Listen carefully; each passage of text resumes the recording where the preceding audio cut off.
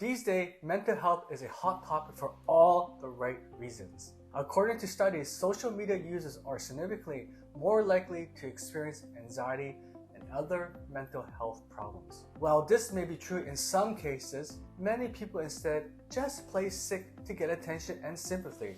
In fact, they aren't even at fault because they convince themselves that they have a mental illness. We are not simply expressing our own opinion.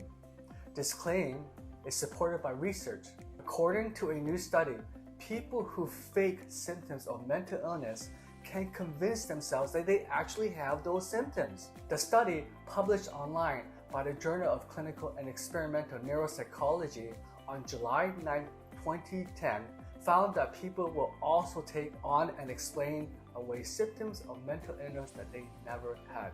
However, how can you tell if a loved one or you are faking a mental illness such as depression? If you want to know if you or someone you care about is simply pretending to have a mental illness, look for these 4 signs that we will share with you. Hi there, and welcome to the Master Vitality series for another new installment on staying fit and healthy. My name is Dr. Helen Tong, and beside me today is Dr. Helen Tong, my life partner, and we are thrilled to be on hand today to assist you on figuring out if your mental illness is real or just made up for attention. So let's get right to it. Sign number 1, posting about your illness very often. Social media is a necessity evil in the modern world. It may not be something you like, but in the 21st century, everyone must have it.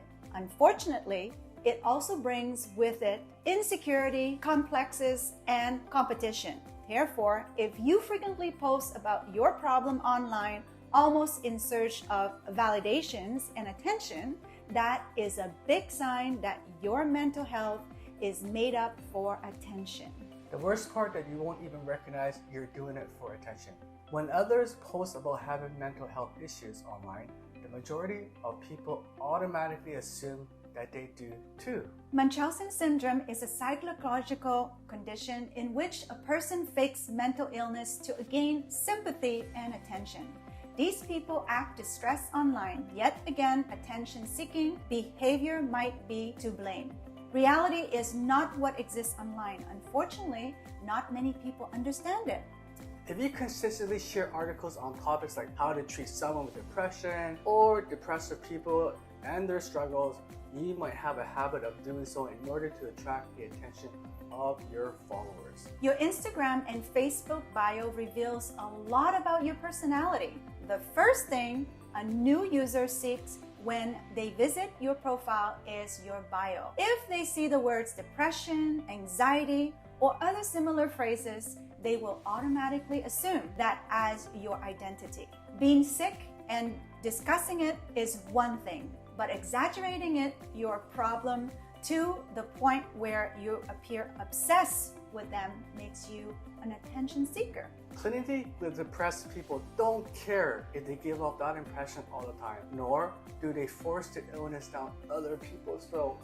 People will stop taking you seriously if you continue to post an updated bio about your mental health issues. Fortunately, this problem is easily fixed with a few simple steps. If social media consumes all of your energy and leads you to believe something is wrong, it is not your fault. The never-ending race rat could affect anyone. We recommend that you take a break from all social media apps. A media detox will assist you in putting things into perspective and reducing your reliance on the virtual world for attention or validations. However, attention-seeking behavior is always the result of underlying cause and other problems. Therefore, addressing them is critical in order to eliminate the root cause. Sign number 2, a scenario-based perspective on mental illness. Some people believe that sitting on a sofa and watching Netflix all day is depression, while others believe that actually acting super active and getting everything done is what mental illness is all about. A slight shift in your schedule during depression is understandable. However, if your activities vary greatly depending on your mood and preferences, you are probably just looking for attention. Depression is not about appearing depressed and posting only sad stories, nor is it related to perpetually feigning joy. Depression is a phase and is more complicated than simply staying in bed all day and then working out the next day. We recognize that it is common to think you have a mental illness whenever you experience sadness or melancholy, particularly in this day and age when mental diseases have become mainstream. But depression is more than just a bad day, so it is best not to overstate your trouble. It may hurt the people who suffer from this climping issue. Sign number 3, you'll never try to get better. We all have friends on social media who regularly post about their anxiety and depression throughout the year, right? Be honest and think for a moment about what you think of those users. Do they appear to be fit for fakers and attention seekers? So naturally, anything done constantly loses its meaning. Assume you are someone who constantly complains about mental health issues and problems but does nothing to address them. In that case, you are probably one of those people who thrive on receiving sympathy from others while doing nothing to improve their situation. There is a problem if you're constantly compelled to post about your illness and make others believe you're in pain.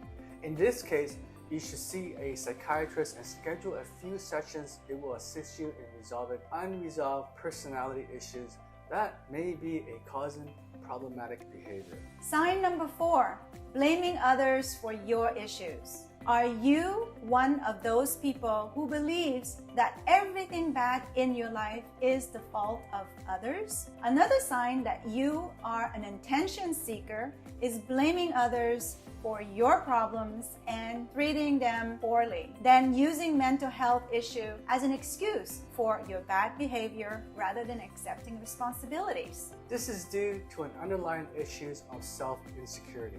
People who do not conduct personal analysis and have high self-esteem can also exhibit this behavior. If this happens to you, don't worry, we have a perfect solution.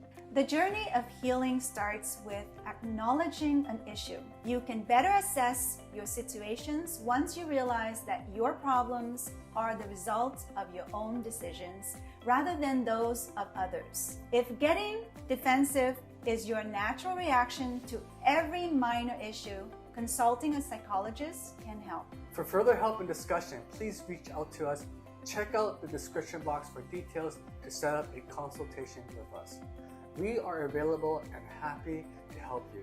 And if you found this video helpful, please like this video and don't forget to subscribe by hitting the bell icon for more updates. Most importantly, leave a comment how you found this video helpful for you, okay? Thanks for watching. We'll see you in the next video. Bye. Bye.